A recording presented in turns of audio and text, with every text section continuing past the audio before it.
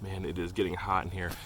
Guys, this is the Guide Gear small stove, and this is a kind of a mobile stove. You could probably put it in a ice house or bring it with you backpacking in a hot tent like I am right now. I'm in a one tigress smoky hut.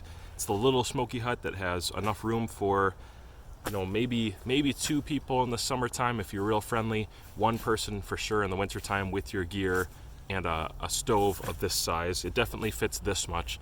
And it was about 16 below this morning. That's Fahrenheit. So 16 below with the wind chill particularly, which matters. It was maybe 4 or 5 below Fahrenheit in actual temperature.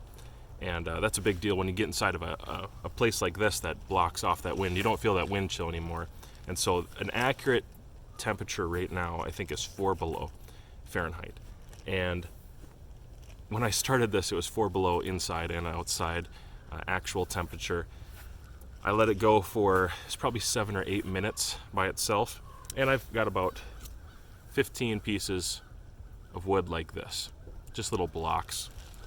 Really easy to start up. Draft is awesome. It's got, let me just show you. It's got some coils around here so that if you want to control that, it doesn't burn your hands, which is really important because this thing puts out the BTUs, guys, like really hot. It is probably over 80 degrees in here. I'm extremely uncomfortable wearing a sweater, and I'm going to start sweating if I keep making this video any longer. Super, super hot, really, really effective. It's probably, I don't know, you could probably heat a space 3 times the size of what I'm in right now at 4 below Fahrenheit. I believe with the wood that I have now, the temperatures that it's at right now, it burns up wood pretty quick because the box is a little big for stuff of this size, and it's just very effective. It's actually a really good, thick, sturdy gauge steel. I'll tell you what, when you get it, you assemble just parts of it yourself. Basically the door, you're going to put that on. You're going to put the hinge spring handle on there, and make sure you look at the directions for that because you might get some of the washers wrong like I did. It took me 2 times because I got the washers wrong. And then you're just going to assemble the unit that actually holds the stovepipe itself to the stove. And so you're just going to run a couple bolts through there. That's really all it is. It's very simple, very quick. The legs, in my case, actually the legs weren't attached now that I think of it. Legs were not attached, so I had to throw the legs on there, but super easy setup. I got mine for under $100, which I'm pretty stoked about. It was brand new, open box condition, but you can get these over at Sportsman's Guide. Guide Gear is a brand of Sportsman's Guide, and I've had pretty good luck with everything Guide Gear, actually. I know sometimes the like the Walmart brand or the off brand that Walmart sells, and it's just junk. It's not good stuff. Menards or Fleet Farm or whatever place that, their in-house brand is sometimes just such a low quality product. This is a Sportsman's Guide, brand product. It's coming straight from their production and their specs. They're deciding how quality it is, how much quality is there, and it's really good. The welds are all really nice. Actually, it looks very smooth. It's not sharp.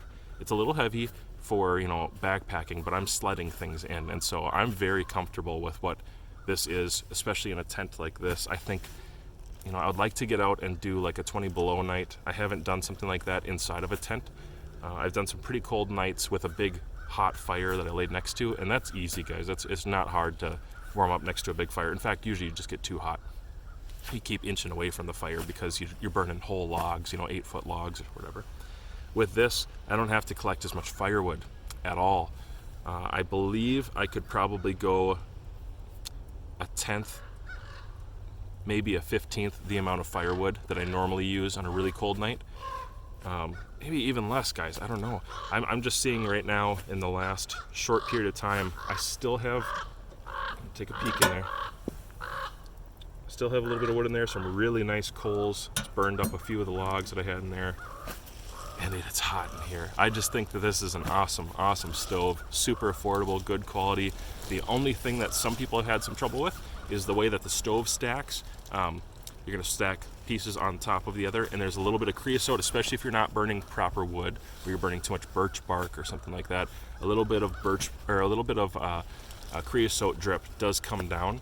In my experience, it's been burning off above the tent line, and so I haven't had any issue with it dropping down in here and making it smoky inside my one tigress tent here. But if you have, not very good quality wood and you're getting a lot of creosote, maybe it will make it down and kind of make it smoky in there from time to time. I suppose in a redesign, they might want to address that or learn how to fix that.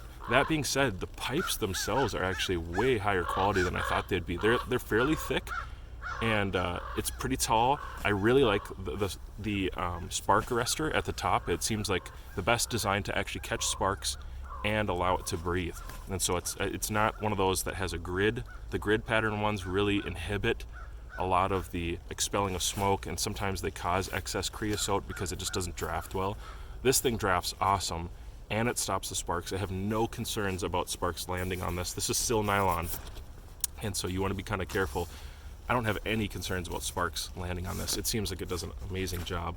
I mostly am burning, true dry wood though, and so just remember, when you're out in the woods and you're cutting down something that's been standing for a while, a lot of times the upper half is nice and dry, and the lower half, the part that's closer to the roots, you just got to be careful about how much moisture content you're putting into these things.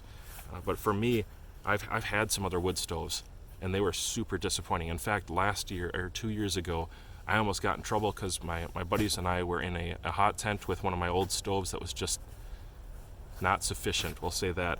Woke up at 3 o'clock in the morning getting smoked out. Very dangerous, actually. Very cold outside. Had to start up a fire outside really quickly in our jammies. And we actually ended up heading out for the trip because it basically smoke cleansed that whole place. It was terrible. It smelled bad. Made us sick, gave us migraines. We were not getting enough oxygen in there. It's really dangerous to use a poor quality stove.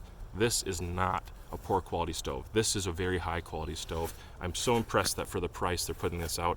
I think if you were gonna, they don't tell you to do this, but if you were gonna heat like a small garage or something like that, I think it would do it. I think there's enough heat output to easily do this. You just need more of a stack. You need more pieces for that stovepipe to reach a normal ceiling. But if you maybe put some brick around it, a little bit of protection, and you know what you're doing up in the roof there for installing pipe.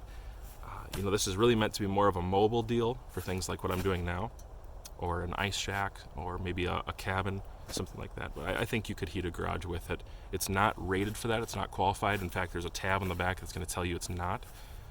But you do what you want to. That's the nature of liberty and freedom. You do what you want to. I think you'd be safe with this. It seems like it maybe every once in a while just has a little puff of smoke right around. Let me move this.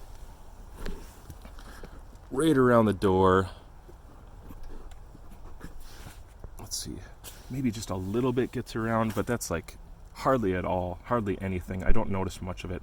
Whew, man, that thing gets hot. Oh my gosh. So hot. Okay. This is going to be t-shirt weather, like pretty quick here. I'm wearing snow pants, which is ridiculous. I should not have worn snow pants in here.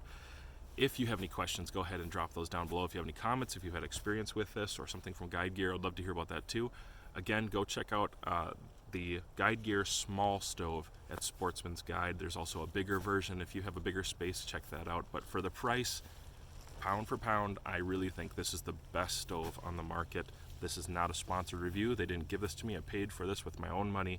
And I'm telling you, the setup I'm in right now, I would take, as cold as it has ever gotten in Minnesota, I would take this setup out there. I think it's extremely effective, trustworthy, a little heavy, but that's where the quality is at. It's a good thick steel. So Merry Christmas, guys. Thank you for checking my channel. Maybe go ahead and watch one of these other videos.